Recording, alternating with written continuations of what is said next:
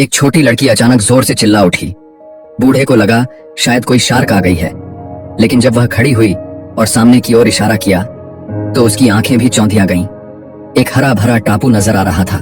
लड़की ने तुरंत नाव को उस दिशा में मोड़ दिया। बूढ़ा थोड़ा घबराया, कहीं ये माया का धोखा ना हो, लेकिन जैसे जैसे नाव पास पहुंची उसकी आंखों में उम्मीद की चमक लौट आई। भूख प्यास से परेशान अब उन्हें एक नई आशा दिख रही थी। टापू बहुत सुंदर था, मीठा पानी, पेड़ पौधे, फल और शांति। पर तभी लड़की को एक पुराना लकड़ी का डिब्बा मिला।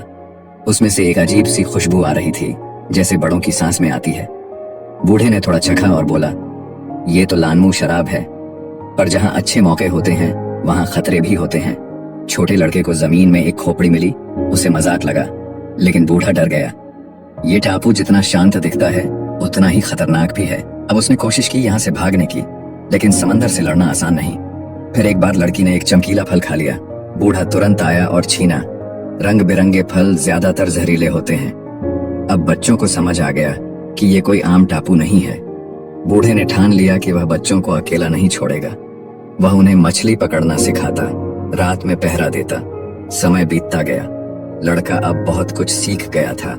फिर एक दिन बूढ़ा टापू के दूसरी ओर गया और वहां जो देखा, खून, हड्डियां और डरावनी जगह। इस टापू का एक हिस्सा मौत का बुलावा है। इसके बाद वह टूट गया। हर दिन शराब पीने लगा। एक रात वो नशे में समंदर में कूद गया, शायद घर की तलाश में, लेकिन अगली सुबह उसकी लाश मिली। अब दोनों बच्चे अकेले रह गए। लड़की बहुत रोई। उसका एकमात्र सहारा चला गया। लड़का नाव लेकर भागना चाहता था, लेकिन उसे कुछ नहीं आता था। नाव टापू के पास ही घूमती रही। तभी उन्हें टापू का एक सुरक्षित हिस्सा मिला। वहीं बस गए। 6 साल बीत गए।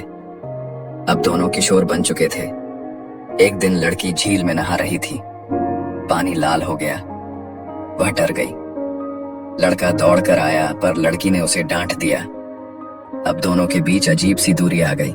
उसी दौरान लड़के ने एक जहाज देखा। वो बहुत खुश हुआ, लेकिन जब वो लड़की को बताने आया तो लड़की ने चुप्पी साध रखी थी। लड़का गुस्सा हो गया, तूने मुझे धोखा दिया। वह अकेले ही समंदर में चला गया, पर उसकी नाव पलट गई। लड़की बस देखती रही और चुपचाप मुस्कुरा दी। अब दोनों के रास्ते अलग हो गए। लड़की अकेली मछली पकड़ने लगी। एक दिन वह घायल हो गई और तेज बुखार में पड़ी रही। तभी लड़का वापस आया। उसे अपने किए पर पछतावा था। उसने लड़की की देखभाल शुरू कर दी। धीरे धीरे दोनों फिर करीब आ गए। फिर वो हुआ जो अक्सर अकेले जवान लड़के लड़कियों के बीच हो जाता है। लड़की मां बनने वाली थी। बच्चा हुआ, पर दोनों को यह भी नहीं पता था कि नवजात की देखभाल कैसे की जाती है। उसे जंगली फल खिलाए, बच्चा मरते मरते बचा। जब मां ने दूध पिलाया तब जाकर बच्चा ठीक हुआ। वह बड़ा हुआ, तैराकी सीखी, समंदर में खेला, कछुओं की सवारी की। जिंदगी फिर से हंसने लगी। लेकिन फिर एक नाव टापू के पास आई। उसमें एक बूढ़ा व्यक्ति था। वह अपने खोए बेटे को ढूंढ रहा था। बच्चे ने नाव देख ली, पर उसके माता पिता चुप रहे।